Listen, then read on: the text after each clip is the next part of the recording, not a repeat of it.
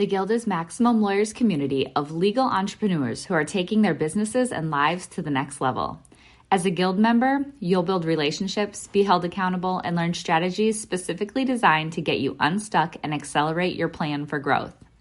Members are also granted exclusive access to masterminds hosted around the country. Our next event is coming up, and we're heading to Scottsdale, Arizona. There's something truly magical about the power of these in-person connections where real-time breakthroughs happen. Picture this. You're surrounded by like-minded law firm owners tackling your business and mindset challenges together. The energy is electric, the insights are transformative, and the results are game-changing. Investing in yourself is the best decision you'll ever make. The knowledge, strategies, and breakthroughs you'll gain are priceless assets that will supercharge your practice and propel you forward. Join the Guild and secure your ticket to Scottsdale at the best possible price by visiting maxlawevents.com. I'm Janet Falk. I'm a public relations professional, and I work with attorneys who have a solo practice or a small firm. Welcome to the Maximum Lawyer Podcast. Run your law firm the right way. This is the Maximum Lawyer Podcast. Your hosts, Jim Hacking and Tyson Mutrux. Let's partner up and maximize your firm. Welcome to the show. Welcome back to the Maximum Lawyer Podcast. I'm Jim Hacking. And I'm Tyson Mutrux. What's up, Jimmy? Oh, Tyson, we just got off the phone. We've had, between the two of us, lots of people leaving, lots of people coming, just lots of interesting things. It's never a dull moment owning a law firm, that's for sure. Yeah, and that's part of growing law firms, right? That's just part of it. Like the coming, the going, it's just part of it. Whenever you're scaling a law firm, that's part of it. And some of it's growing pain, some of it's to improve your firm too. So it's a part of having a law firm, a growing law firm. Well, you want to go ahead and introduce our guest? I do. I'm actually really excited to introduce Janet Falk. She's a communications professional with more than 30 years of experience at in-house and at public relations agencies. She advises attorneys at small law firms and with a solo practice on media relations and marketing communications to attract new clients, remain top of mind with prior clients, keep in touch with referral sources, help recruit associates, and generate news stories about litigation that puts pressure on opposing counsel, among other things. I'm not going to read the whole bio. Janet, thank you so much for joining us. It's my pleasure. I'm excited to meet you both and talk to your audience. So, Janet, we always like to begin by having our guests sort of walk through how they went out on their own, how they started their company, and sort of, even though you're in PR and we're obviously lawyers, there's always lessons to be learned about that transition. So you want to tell a little bit about sort of where you came from and then how you got to where you are now? Sure. So Jim and Tyson, if you took a look at my website, you'll see that my logo is a little bit different. It's the letter F for my name, Falk, and it's embedded in an octagon because I'm not a round peg. I'm not a square peg. I'm an octagonal peg. I have a diversified background that includes higher education, Wall Street, nonprofit, and law. Now, working in the communications field from time to time, you wouldn't be surprised to hear that there are some bumps along the road. The market takes a tumble and people cut their budgets, and communications is often one of the first places that they cut, which is kind of foolish because I'm sure you both agree that if you don't invest in your own business and in your own practice, who do you think is going to do it for you? No one. So it was in the financial crisis of 2008 in December that I was last employed.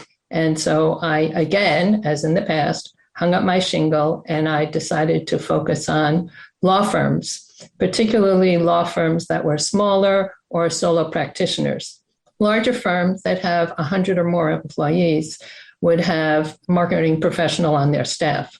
But very small firms or solo practitioners don't have the need for someone like myself to be around all the time. But when they do occasionally have an interesting case or they have an interesting point of view of what's happening in the industry or in the local market, then they need someone like me to set them forward. So that is how I set up my practice and decided to focus on law firms. So tell me something. Whenever the communications is crucial, right? It's absolutely crucial, whether it's with clients, whether it's to juries, whether it's to whomever. What are some of the things that you see us lawyers sticking our feet in our mouth on that we should really stop doing? Okay, there's two things that I would mention. The first thing is that it's not about you. It's not about you, the attorney, and how great your law firm is and all the great work that you've done for your clients, which I admit is generally impressive. It's about the other person. It's about who is looking to retain you and use your services, or who is looking to refer you. So you want to be phrasing your content, whether it's on your website or on your LinkedIn profile or in your newsletter, and focus on the person who is about to read it and who wants to engage with you. So I deal with reporters all the time, and I like to think about the 5 things that are important to a reporter. So Tyson, you know what the 5 W's are, right? Who, what, when, where, why? Exactly. And then there's how. Okay, good. Right. I passed that test. Okay, so you want to think about who. Who is it that you want to get in touch with you? You want to think about what. What is it that is on their mind, and what problem do they have? But not only what problem do they have and what solution do you offer, but what do you want them to do next? Do you want them to call? Do you want them to click a link? Do you want them to visit your office? Do you want them to subscribe to your newsletter? So who is it you want to reach? What is bothering them? And what is it that you want them to do? Now you come to when. When has this arisen? Is this something that's time sensitive because there's some sort of deadline, whether it's from the law or from an industry mandate? Or is it something that's perennial, right? That people always need to think about filing their taxes or planning their estate. Now you want to think about where. Where are they looking for information so that they will know to find you in that place? And finally, you come to why. And the why is really a little more complicated. I like to think of the why as, why should anyone care? Because Tyson, you and Jim have ideas that will help someone else to save time, save money, and make more money. Because working with you and your experience, they will be able to cut to the chase and get what it is that they need, whether it's their green card or whether it's a settlement from the insurance company, so that they can then move forward with their lives. So that's what I think is a very important aspect, is it's not about yourself. It's about you, the other person, and what that person should be concerned about and what they should be doing next in order to get in touch with you. So you want to be in those places when they are going to be sensitive to that point. So that's one thing that I noticed. The second thing that I notice people doing is talking to the press and avoiding them and saying no comment. Now, it's not always in your client's best interest for you to be saying no comment, because what happens? Some bystander is reading the news report and an attorney for the person was not available for comment. The spokesperson for the company was not available for comment. Immediately they think, not a good sign, there's something going on there. So instead of no comment, I would encourage attorneys to instead respond to an inquiry from a reporter and respond to the questions, but you don't have to exactly answer them. But it's much better if you respond to the reporter, say something that's not particularly quotable, and at least if you're not in the story, then that's helping your client because you're keeping a positive light on your client. You don't want to be unavailable for comment because that's not going to make your client come out favorably in that kind of situation. So those are two things that I would mention. Think about who is on the other side and what is it that they need to do and what is their problem that you're trying to help them resolve. And don't say no comment because it's not necessarily going to be helpful to your client. To the first point, I got an email this morning, and she also posted this in our Facebook group. I came across your video on YouTube and tears came to my eyes because everything you were talking about fits our case exactly. And I'm so happy for lawyers like yourself that go all out for your clients. I mean, that was just like exactly what you just said. And I don't say it to toot my own horn. I say it to the point of, giving content to what people are looking for in the answers to their questions. So I love that point. Yeah, and I would encourage you, Jim, to take it one step further, and, Tyson, maybe you as well. And that is, you both have a lot of fantastic content on your websites. You have the FAQs, you have the blog, you have the videos, and that's all fantastic. But I want to encourage you to do one more thing, and that is give something away for free.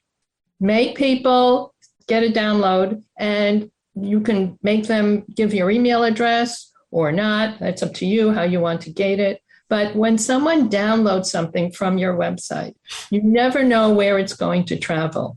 It can go to a family member. It can go to a supervisor. It can go to a neighbor. It can go to, who knows. But if you have something that has your branding on it, it has your email address, your phone, your website, and this valuable information, then they will be able to take that and share it with the next person. So make it easy for them to have something that they can share. So I think it's funny because even in your bio, you offer, which I did not get to, a complimentary strategic communication session, 30-minute consultation where you guarantee at least 2 ideas, which I think is fantastic. So if anybody wants that, you should reach out to Janet. But the question I have is, so I went over to my bookshelf while you were talking. I grabbed this book. It's by Frank Lutz. And so it's Words at Work. And we've talked about it on the podcast before.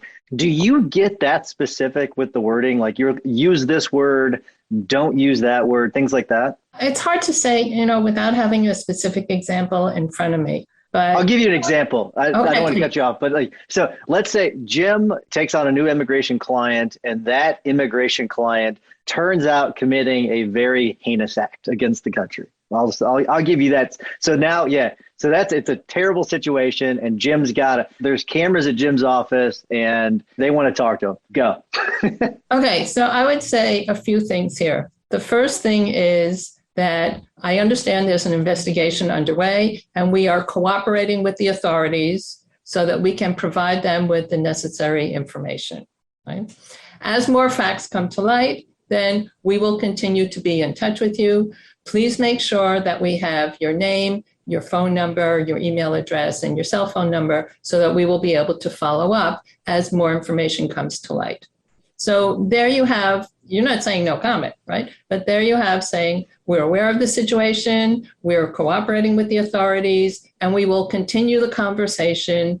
And then basically you cut it off. You just say, that's all the information we have for today. I'll be in touch with you as things progress. I like that, Jim. How about that? Not that any of my clients would ever get in any trouble, but that's very helpful. And I mean, I'm a camera hog, so I would definitely not just say no comment, but that's just a great template for what to say. So thank you for that, Janet. No, and here's something else you might consider. Let's say you've introduced yourself to reporters and they're in touch with you. And so you have an ongoing conversation. And then suddenly you get a call from someone that you don't know, right? And they say they're from the local press or from the industry press and so on. And you are not expecting this call. You don't know what it is that they want to talk to you about. So do you take the call or what do you do? I would recommend that you take the call and you say, I really would like to talk with you, but I have someone else in my office right now. Let me please get your name and your phone number and your email address. And could you please tell me exactly what you would like to discuss in case I have to do a little checking with someone else because I want to be more helpful to you. And I promise you, I will get back to you in a half an hour. Now, if you're in a situation where the reporter is calling you and you're caught off guard, you don't want to be talking about something that you have no preparation for. So instead, you stall in this way because there's no story that's so important that it cannot wait a half an hour. So you find out exactly what it is that they're calling about because you think it's about a certain situation, but it turns out it's about something very different. So now in that half an hour of time, you're able to figure out what it is that they're actually going after, how you're going to respond. You're able to come up with 2 or 3 talking points. You're able to illustrate those talking points with some example or some anecdote or some other tip that I'll talk about later if we have time. And now you call the reporter back and you say, I'm so glad that we're able to continue this conversation. I'm ready to answer your questions. So you have teamed up with the reporter by saying, give me a half an hour and I will be able to investigate and check and get any more information because I want to be more helpful to you. And that will be more helpful to your client as well, because you'll be fully informed about what it is that the topic of discussion might be.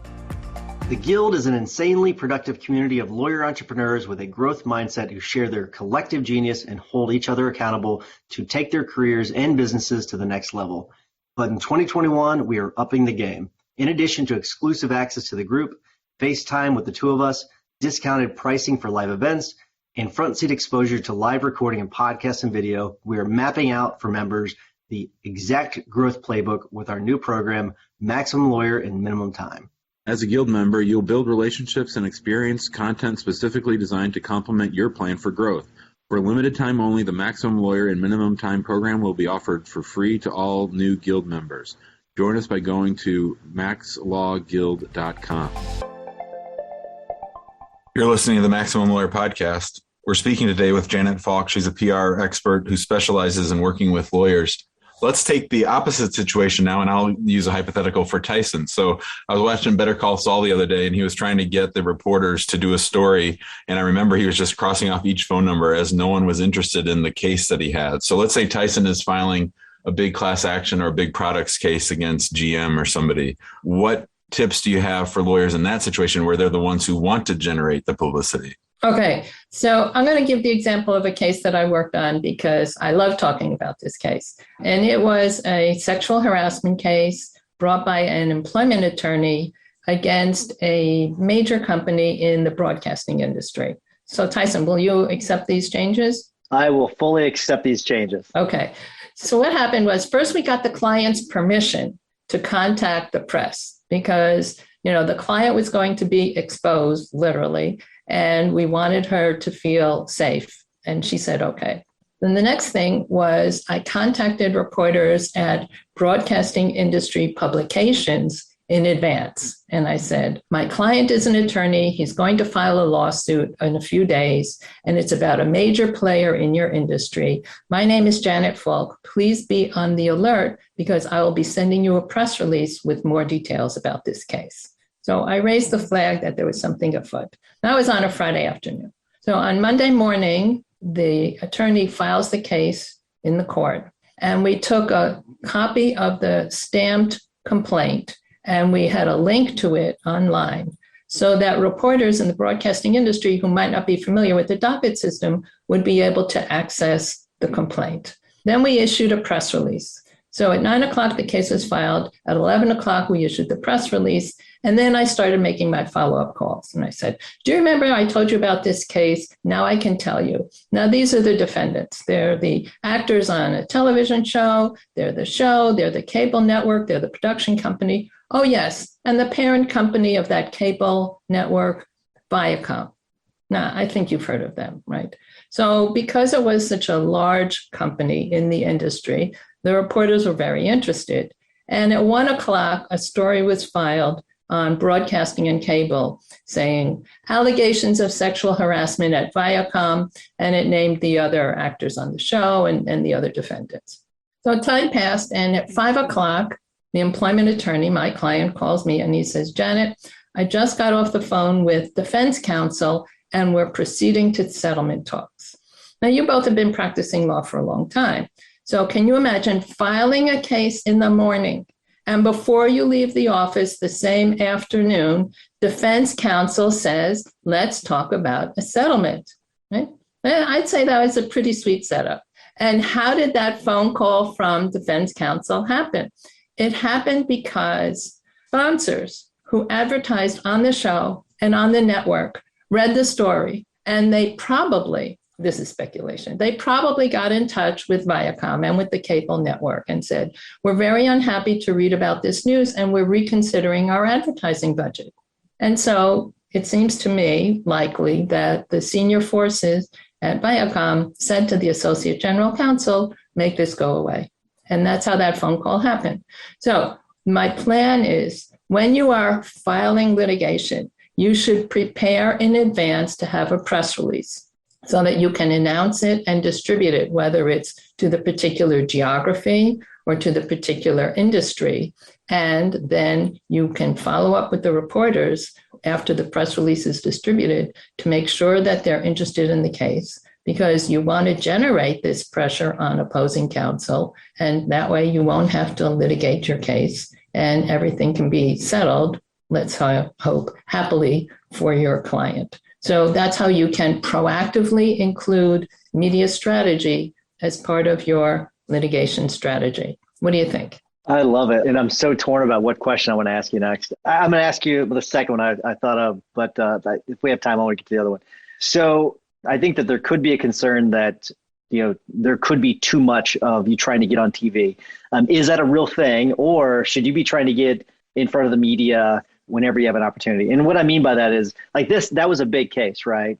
On my smaller cases, should I also be trying to do the same thing? Because I will tell you, when it comes to smaller defendants, that would also be an extremely effective technique if I got them on in the newspaper or on television or on websites. But is there a point where it's just too much, where you're trying to get on into the media too much? I think you have to go back to what I was saying before, Tyson, about who is it that's going to care and be interested in this situation. I mean, in this case, we very narrowly targeted the broadcast industry because we wanted other people in that industry to be aware of what was going on, because their response by contacting the defendants was going to make or break the case in those terms. So I think you have to think, is it in your client's best interest to be in front of the media? And also, it may not be that your client is the person who should be the spokesperson. It may be you that should be the spokesperson.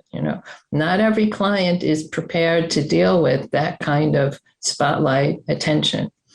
And as for whether it's TV or print or radio or online, you have to figure out, again, where is your audience looking for information, and then make sure that you are present in those venues. Jana, one of our members posted today, his name is Jason Carpenter, and he spends a little bit of money and he's able to go on these local morning talk shows. Can you talk about that as a strategy for promoting yourself? I think that's great if that's where his focus is, if his focus is only in the local geographic area. And then they have identified him as the expert. Of course, as attorneys, we're not allowed to be an expert, but nonetheless.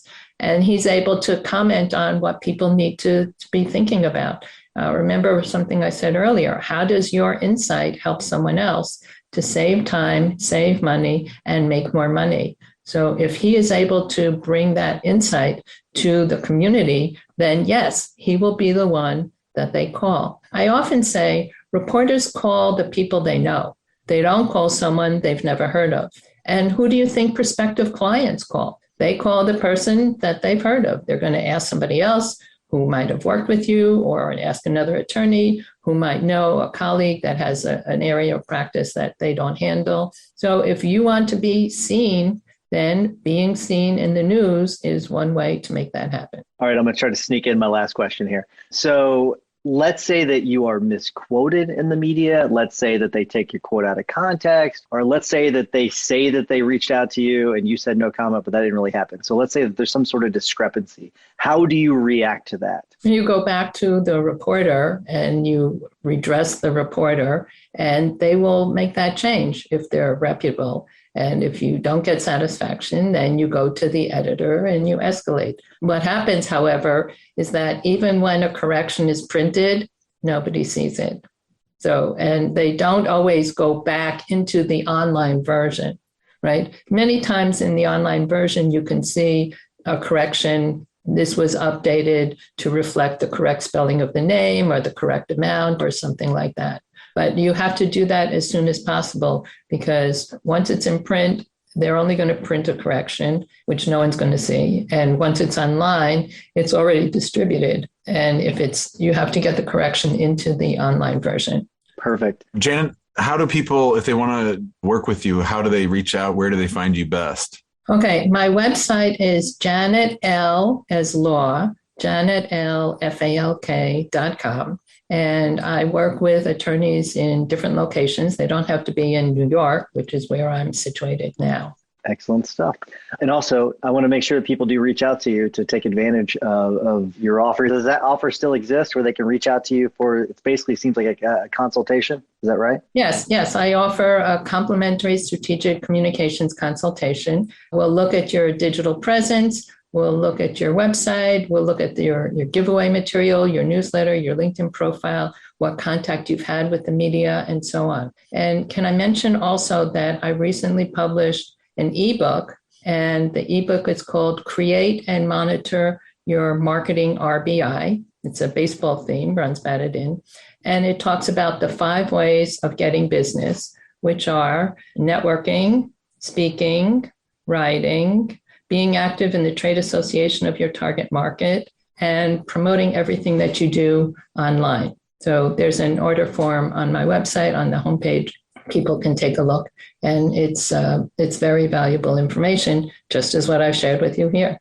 Excellent stuff. Okay, I'm going to sneak another one. Sorry to both of you, but I want to sneak this in. David Terry has a question in the Guild. He wants to know, he says, I've done television news before where I've been interviewed, but don't really enjoy it. Plus, my wife says I have a face for radio, which is funny. What is the effectiveness of radio? I know it's not as good as television, but just curious of your thoughts about radio. Well, I would say television and radio are similar in this way. If you didn't see it or hear it, it's like it didn't happen. So you have to make sure that you capture that audio and then you repurpose it and redistribute it. So one thing that your colleague might consider is to capture the radio clip and then create a transcript so that it can be circulated as part of their newsletter, or maybe they can take that idea and share it with an organization and say, this is a hot topic, let's put together a panel, and I'll bring someone else to get involved in the panel, so you won't have to organize anything. It'll be myself and this referral source, or myself and this former client, and we're going to explore this topic. So if you have done something that is available, whether it's print or TV or radio, it's not one and done. You have to find other ways to merchandise it and to share it. Because if a person didn't see it or hear it in that moment, it's as if it didn't exist at all. So that's what I would encourage your colleague to do, is to take the radio clips and find ways that they can be shared either digitally through audio or transcripts, or to make an event around them. That is excellent stuff. All right, so I will stop asking questions. I've just enjoyed myself too much today, but I want to remind everyone to go to the Facebook group. Join us there if you want to get a lot of great information on a daily basis. If you want a more high-level conversation, join us in the Guild, maxlawguild.com. Remember to get your tickets to the conference, maxlawcon2022.com. And while you're listening to the rest of this episode, if you don't mind leaving us a 5-star review, we would greatly appreciate it. Jimmy, what's your hack of the week? Someone who practices criminal defense law asked me the other day to recommend a mentor or someone who might be willing to coach them. I, of course, recommended our super successful friend, Jay Ruane. This person came back to me and said that what I thought the fee would be was sort of outside, their comfort level. And I just want to push back on that for everybody, because when you talk about coaching, sort of like when you talk about hiring, it's an investment. It's not a cost. You spend X amount of dollars so that you get Y amount back. And hopefully Y is an exponential number from X. So I really want to challenge people to think that through and have sort of that growth mindset and look at things more as an investment than a cost. I love that. So true. Great advice, Jimmy.